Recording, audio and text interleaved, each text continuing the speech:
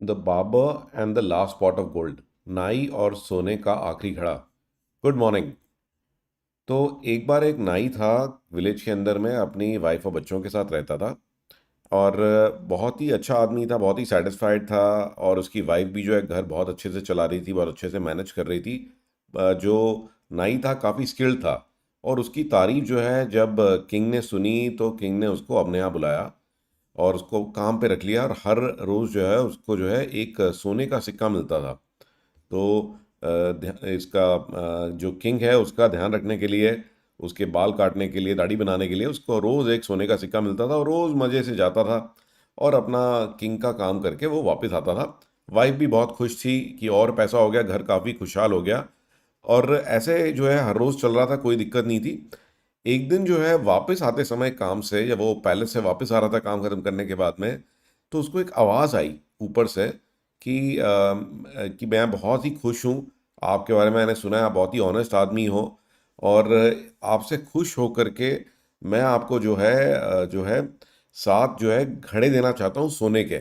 तो क्या आप ये घड़े स्वीकार करोगे? तो पहले तो नाई थोड़ा डरा कि ये कौन है, बट उसको ये आकाशवाणी जो सुनाई दे रही थी, तो उसको लगा कोई ना कोई भगवान होंगे या कुछ होगा।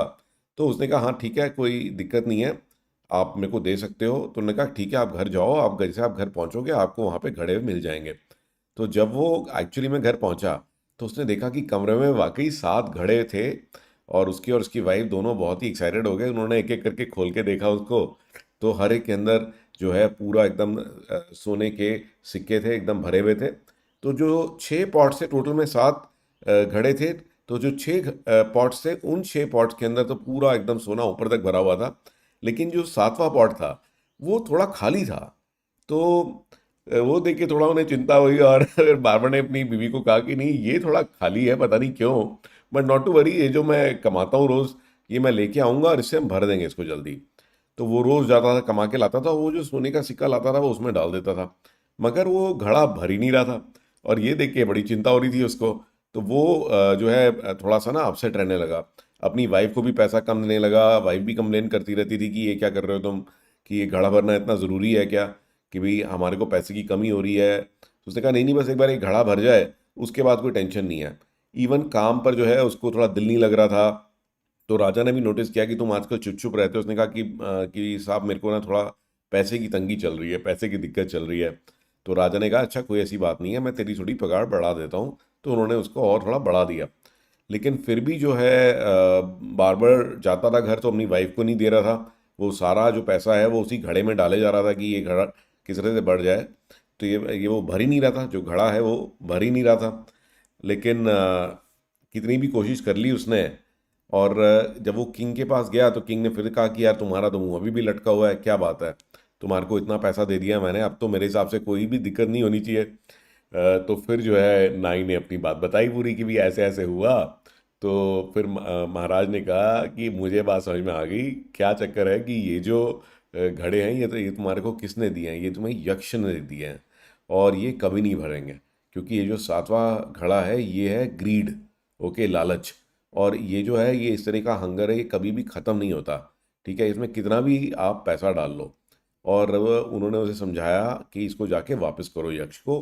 अगर तुम इसको वापस नहीं करोगे, उसको भरने की कोशिश करोगे, तो तुम्हारी ज़िंदगी जो है नर्क बन जाएगी। तो नाई को जाके समझ में आया, उसने जा कर के ये जो घड़े हैं वापस यक्ष को दिए। और तब से जो है उसकी उसकी वाइफ, उनकी जो ओवरऑल फैमिली की लाइफ है वापस से खुशहाल हो गई। तो क्या होता है कि हमारी लाइफ में भी ना हम यही करते रहते हैं। आप बिजनेस में, सैलरी में कितना भी पैसा कमा लें, ठीक है ना, हमेशा और चाहिए और चाहिए और चाहिए, इसका कोई अंत नहीं है, इसकी कोई लिमिट नहीं है। Right guys? तो इसी के लिए जो है मैं आपको वो ये बोलूँगा कि भाई भगवान ने आपको जो कुछ ऑलरेडी दिया है, तो हमें ना उसको एंजॉय करना चाहिए। हर एक मोमेंट में पहले उसको एंजॉय करना चाहिए, ना कि किसी फ्यूचर के बारे में सोच के कि नहीं मेरे को और मिल जाए और मिल जाए और मिल जाए, क्योंकि उसका कभी भी अंत नहीं होगा। ठीक है, और कभी भी आप खुश नहीं रह सकोगे। तो पहले ये चीज़ है कि हाँ, जो आपके पास ऑलरेडी है उसको पूरा ध्यान दे, प्रेजेंट मोमेंट में रह के उसको पूरी तरह से इंजॉय करिए। Right guys? एंड फ्यूचर में क्या होगा, वो अगर आप प्रेजेंट मोमेंट में रह करके आप मेहनत करोगे, काम करोगे, अपने पैशन के ऊपर पूरी तरह से काम करोगे, तो future will take care of itself. तो यही मेरा इस स्टोरी का एक मॉरल था और एक छोटा सा टेक टिप मैं आपको आज देना चाहूँगा। तो एक वेबसाइट है, कई बार हम कई सारी वेबसाइट में ना लॉगिन नहीं करना चाहते, तो उसके लिए एक तरीका बहुत इजी वो है कि आप क्या कर सकते हैं कि आप जो है एक वेबसाइट है bugmenot.com, तो मैं इसका लिंक डिस्क्रिप्शन में डाल दूंगा। तो आप जैसे skyscanner.com पे आप लॉगिन करने के लिए वो बोल रहा है आपको, तो आप skyscanner.com डालें bugmenot.com के अंदर, तो उसका आपको यूज़र नेम पासवर्ड बता देगा। तो बहुत सारे लोगों ने अपने यूज़र नेम पासवर्ड जो है bugmenot.com पे शेयर किए हुए हैं। तो आप ट्राई करके देखिए और मुझे बताइए कि क्या ये आपको यूज़फुल लगा टिप कि नहीं लगा। So look forward to seeing you tomorrow with another amazing story.